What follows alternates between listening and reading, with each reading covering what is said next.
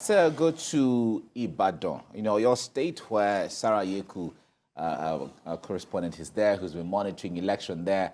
Sarah, good morning. It's a new day. And yesterday, I recall when we spoke, you brought us close to the people there with all the enthusiasm. And at least before the governor voted, we saw how people were enthusiastic and happy to vote. Tell us this morning, how satisfied are the people with the entire process that took place yesterday? Mike, of course, it's a good day, and it's interesting that we're witnessing today. Yesterday, the resident electoral commissioner, that's INEC here in Oyo State, had told us that the collation would resume this morning, 9 a.m. So for residents, of course, they're expectant, most of them in celebratory mood last night, anticipating what the results would look like. Because, from the polling units, most of the party supporters have heard the results from the various polling units. But we cannot declare those results for now, and we'll wait until INEC, declares those results, because already you can see from around here a flurry of activity. You have the collation officers already at INEC state headquarters here in Oyo State. That's Ibadan. That's the Mutiu Agboke Collation Center. You see them here trying to compute and reconcile the results they've gotten from the various polling units, wards, and local government. But let me bring on the resident electoral commissioner, Adeniro Teller, to give us a better perspective as to what we're seeing at the state headquarters this morning. It's good to have you join us. It's busy right now, and I know that... Yes, sir. Sorry. Good morning, sir. How do you do? I know that you're very busy. I know that this is a busy day for you. I know that a lot of persons are expecting the results to be announced today. What can you tell us?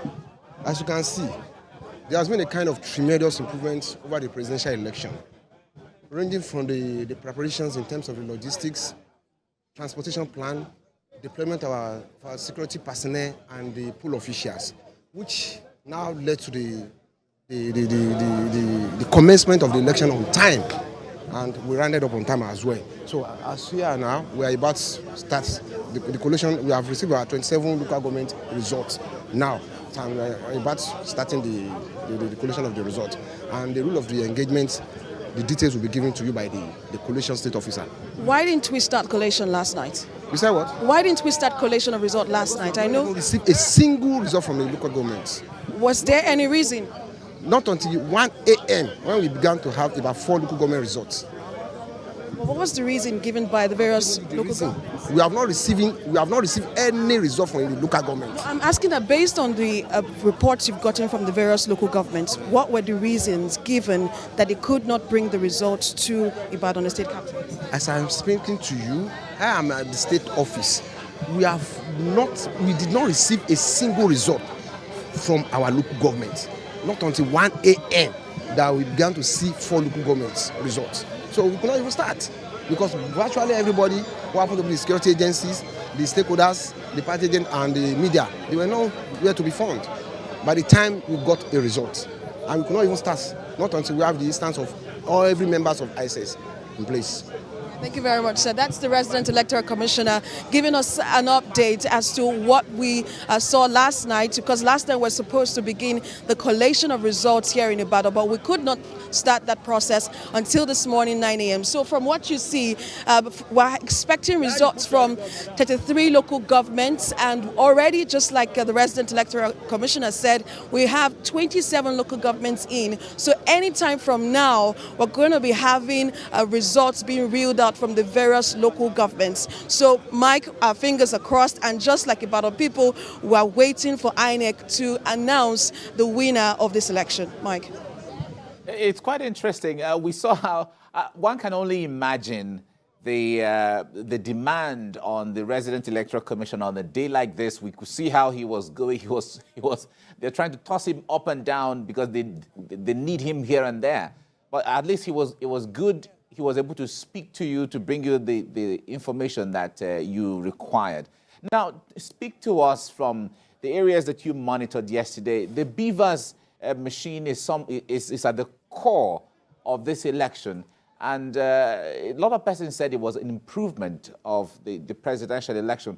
what did you monitor when it comes to the functionality of the BVAS machine? For most of the polling units we visited in Ibadan and on the outskirts of Ibadan, and from reports that we got from other INEC ad hoc staff and security agencies also, and even from the residents themselves, if you take a look at how the elections panned out, there were little or no problems with the BVAS machine.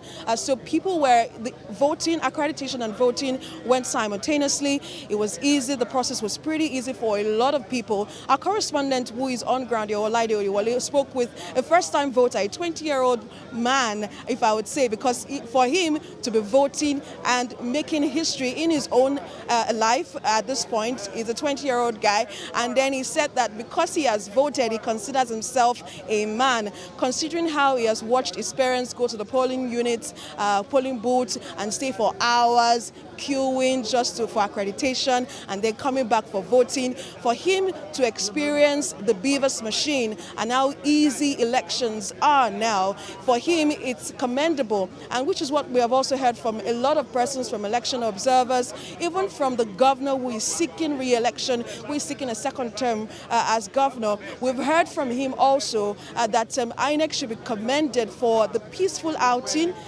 for the BVAS machine working perfectly well. You cannot take out little glitches, but it was just, we had heard earlier in the day, that was yesterday, about technical glitches in some polling units, but that was sorted out because of the technical team that is on patrol at the various polling units just to ensure that election goes on smoothly. So apart from the technical glitches, maybe the ad hoc staff could not properly operate the BVAS machine at some point, or they couldn't just get a hang of the machine. The technical staff were there to operate the machine and ensure that elections were smooth at the time. But what we're seeing now is the residents have commended the electoral process. They're saying that INEC should be commended, and as against the build-up to this election, on Thursday there were reports of electoral violence. We were actually scared, I tell you. Even for some residents, they were also scared to come out, on Saturday morning to vote because they were skeptical about the security apparatus on ground. But, from all that the police had said and from what we saw yesterday, the show of force, we saw a visible security patrol around the Ibadan metropolis. We saw the police, that's the Commissioner for Police now, also go on patrols with the various security agencies, because for this election they have deployed 15,000 security personnel for this election, and that tells you that the police wants to ensure that they cover the 33 local governments and the 6,398 polling units in Ibadan, in Oyo State. So it gives you a sense of people started coming out at about 10 o'clock when they were sure that security was ensured. All right. Sarah Ayeku, thank you very much for bringing us up to speed with developments from Ibadan in Oyo State. We look forward to the remaining results coming from various local governments, and then we can go ahead with the process. All right, we still have